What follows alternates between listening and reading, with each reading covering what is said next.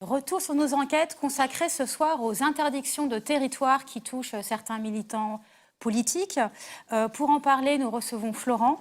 Bonsoir. Bonsoir. Vous êtes militant contre CIGEO, qui est ce projet de centre d'enfouissement de déchets nucléaires dans la Meuse, dont nous allons parler. Et nous recevons également Laurence Blisson. Bonsoir. Bonsoir. Vous êtes secrétaire général du syndicat de la magistrature. Et vous êtes également juge d'application des peines de votre activité professionnelle. Alors, Florent, on va commencer par vous pour vous présenter. Donc, vous êtes un militant contre ce centre d'enfouissement de déchets nucléaires qui fait l'objet d'un mouvement de contestation grandissant dans la Meuse. En septembre dernier, vous avez été condamné à 6 mois de prison avec sursis pour violence contre un gendarme, assorti de 2 ans de mise à l'épreuve. Et dans cette mise à l'épreuve, il y a une condition qui est l'interdiction de séjour en Meuse, qui est donc le département où se trouve le site de projet de centre d'enfouissement. Cette interdiction de territoire, vous voulez vous y soustraire. Pourquoi ? Très simplement, pour dénoncer et combattre le caractère à la fois scandaleux et aberrant de ce type d'interdiction, quoi. Alors, scandaleux parce que on m'empêche d'aller là où j'ai envie d'être, de fréquenter les personnes que j'ai envie de fréquenter, de militer là où j'ai envie de militer. Et aberrant parce que c'est une interdiction qui est faite à la louche, quoi. C'est le département entier, donc je peux être en Haute-Marne à 300 mètres du labo de l'Andra, mais je ne peux pas être à l'autre bout du département, à Verdun, Montmédy, à plus de 100 km de là, quoi. Donc il y a une dimension absurde que vous décrivez territorialement, on s'entend. Quand vous dites aujourd'hui que vous avez décidé de vous soustraire à l'interdiction, pour bien comprendre, vous risquez quoi exactement si vous êtes pris séjournant dans un département où vous n'avez pas le droit de vous trouver ? J'ai été condamné à une peine de 6 mois de sursis. Donc, si on peut imaginer, si la logique répressive va jusqu'au bout, oui, une peine d'emprisonnement ferme, quoi. Et vous êtes prêt à prendre ce risque aujourd'hui ? C'est par geste pour montrer la force de votre protestation contre CIGEO ? Il y a de ça, ouais. Il y a de ça. Il y a vraiment l'idée par le biais d'un levier un peu médiatique, hein, je suis ici, de visibiliser déjà cette question d'interdiction de territoire à Bure, de visibiliser cette interdiction de territoire à Bure. Et j'ai perdu le fil. Quand on s'est parlé il y a à quelques reprises, vous expliquiez ce que ça vous empêche de faire, ce que ça vous empêcherait de faire, et la dimension de le moment où finalement la personne condamnée à une interdiction de territoire devient son propre geôlier. C'était l'expression, si je me souviens bien, que vous aviez utilisée. Est-ce que vous pourriez expliquer un peu davantage, décrire davantage les impacts en fait de cette décision sur votre vie ? La peine, on se l'applique soi-même, hein. C'est-à-dire, alors qu'on ne prend pas garde dans la vie quotidienne aux frontières de département, là, pour le coup, elle existe la frontière. Et donc, c'est la crainte d'avoir un contrôle routier, c'est limiter les déplacements en voiture quand on est sur place, c'est tout un rapport avec les camarades, qui le sait, qui le sait pas, une sorte de décalage dans la subjectivité, dans le vécu de la lutte. Ouais. Et ce qu'on peut peut-être préciser, c'est que c'est la première fois que vous avez été condamné. C'est votre première condamnation ? Oui, c'est ma première condamnation. Judiciaire, donc c'est une première expérience pour vous de confrontation. Ouais, le procès était très bizarre. Je me rappelle le procureur qui m'a demandé ce que je pensais des travaux d'intérêt généraux. Et je lui ai dit que j'étais opposé à ça. Et il est parti dans un réquisitoire où il demandait 6 mois ferme. Donc on passe de travaux d'intérêt généraux à 6 mois ferme. Et en une logique de chantage où il me dit réfléchissez bien, je vais vous reposer la question plus tard. Et une logique de double chantage en disant au président si vous me suivez pas dans mon réquisitoire, on fera appel, quoi. Donc, c'est ça, vous avez éprouvé ce qui vous a semblé être une dureté forte de ce passage devant le tribunal. Peut-être qu'on peut préciser les conditions, si vous voulez bien, dans lesquelles vous avez été arrêté. C'était lors de l'occupation d'une forêt. Lors de l'expulsion du Bois-le-Jus, le 7 juillet dernier. Donc le Bois-le-Jus, pour expliquer, c'est cette forêt qui se trouve en face du site de futur site d'enfouissement de déchets et qui donc aujourd'hui est occupé par des opposants au projet.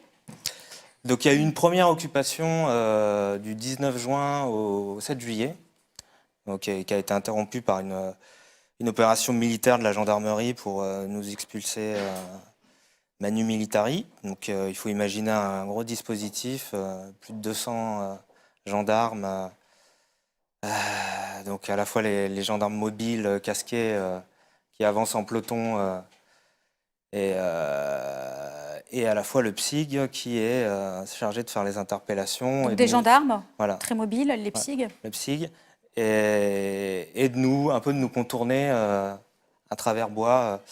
Et donc moi, j'ai été interpellé dans un nuage de lacrymo.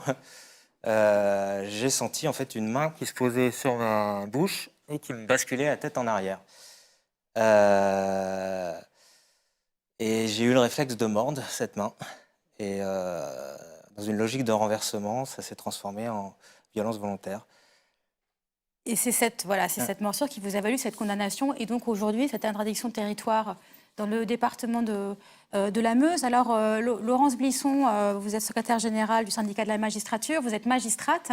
Quand vous entendez qu'une peine d'interdiction de territoire est appliquée à une personne comme Florent, vous en tant que magistrate, quelle est votre réaction? Est-ce que ça vous paraît... Que pensez-vous de ce type de peine? Alors d'abord, la première réaction, c'est de dire oui, c'est légal.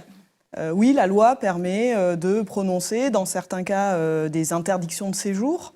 Mais ça, c'est des mesures qui sont en général réservées au milieu. Par exemple, le Belge, un représentant du milieu marseillais, avait été condamné à des interdictions de séjour.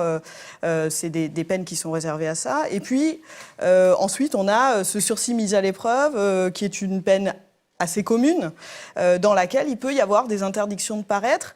Mais là encore, dans le quotidien judiciaire un peu traditionnel, ça va plus viser l'affaire de violence conjugale dans laquelle on interdit à l'homme violent de se rendre aux abords du domicile de la victime, par exemple. Là, on sent bien qu'il y a un traitement judiciaire particulier et à vrai dire, la circulaire du 20 septembre 2016, circulaire Urvoas, le laisse clairement penser, elle vise les ZAD. Et elle dit réponse pénale systématique, réponse pénale ferme, et c'est ce qui est visiblement là. Le problème, c'est qu'une peine peut être légale, on doit pouvoir aussi avoir une réflexion sur son sens, sur sa proportionnalité, sur sa nécessité. Et ça, c'est un réflexe que doit avoir le juge par l'application notamment de la Convention européenne des droits de l'homme. Et là, on peut s'interroger sur l'impression qu'on a, sans avoir de statistiques, qu'effectivement, pendant le mouvement contre la loi travail, à Nantes, à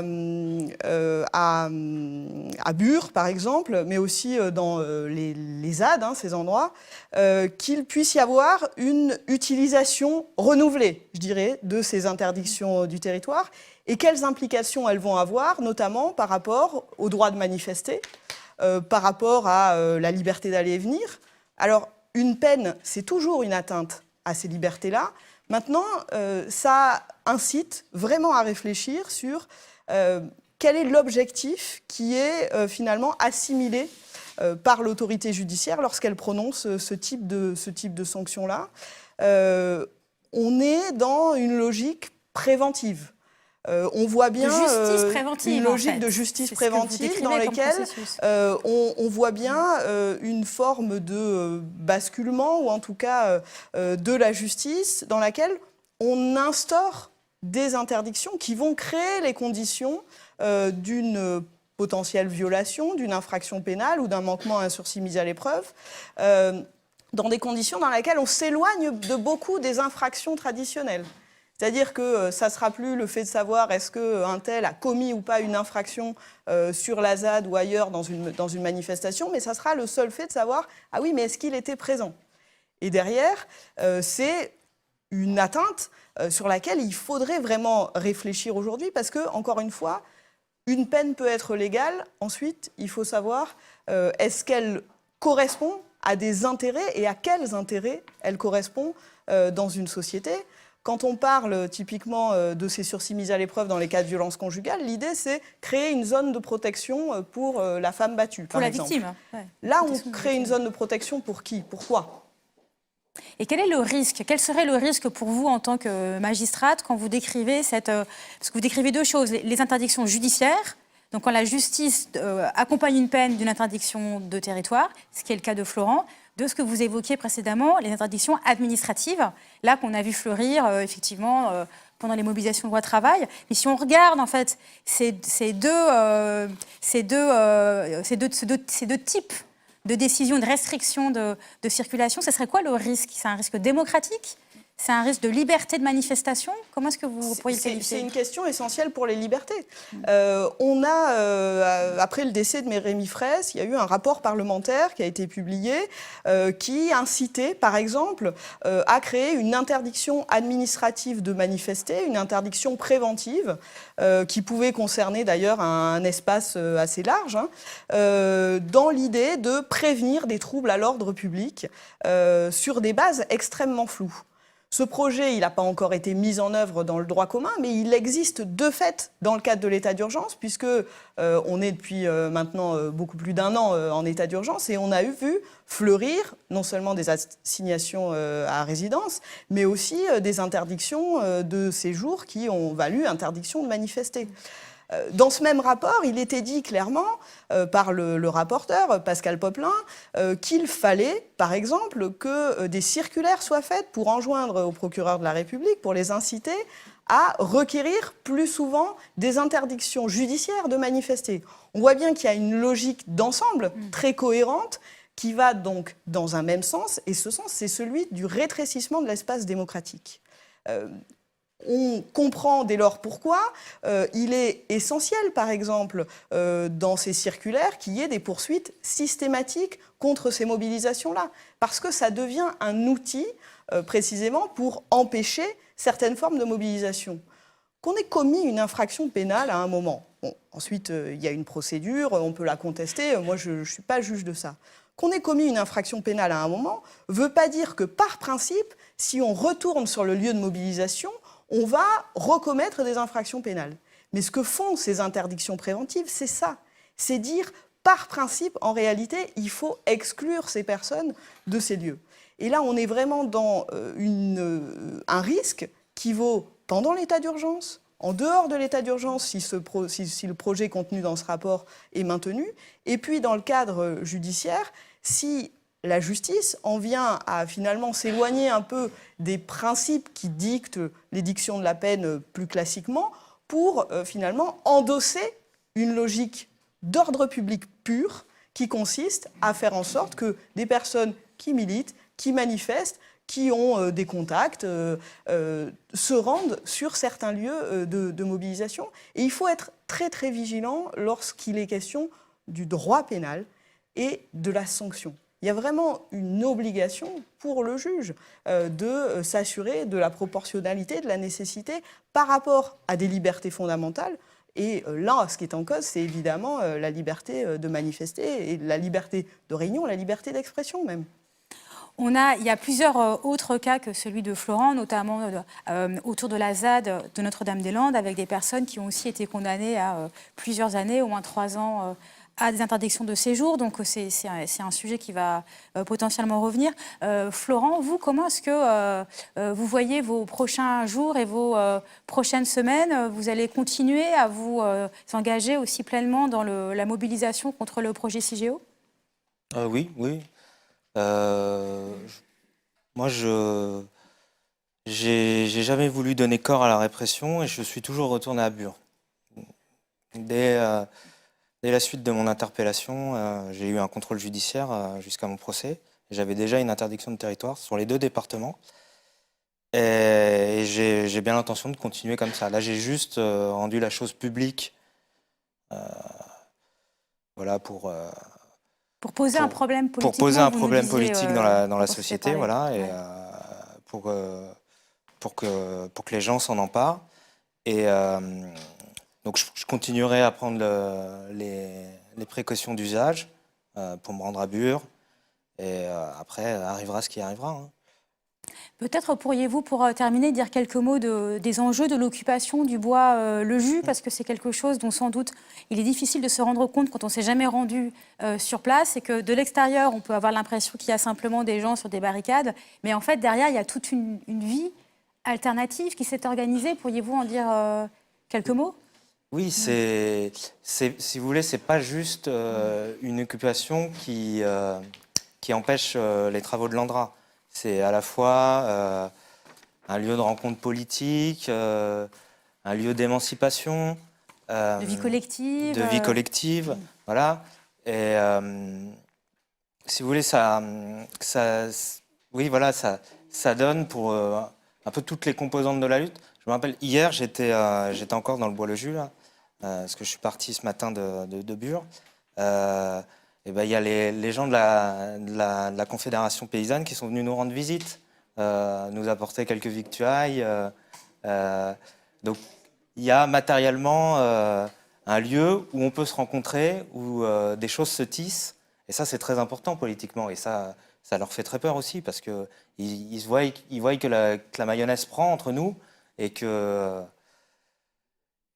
continuera à lutter. Et que c'est un lieu qui devient un creuset, et ça explique aussi votre attachement, mais aussi cette mobilisation donc, plutôt ascendante et qu'on va continuer à suivre sur Mediapart. Merci infiniment à tous les deux d'être venus ce soir. Florent nous parlait de votre cas et Laurence nous expliquait les enjeux démocratiques de ce type d'interdiction. Alors, pour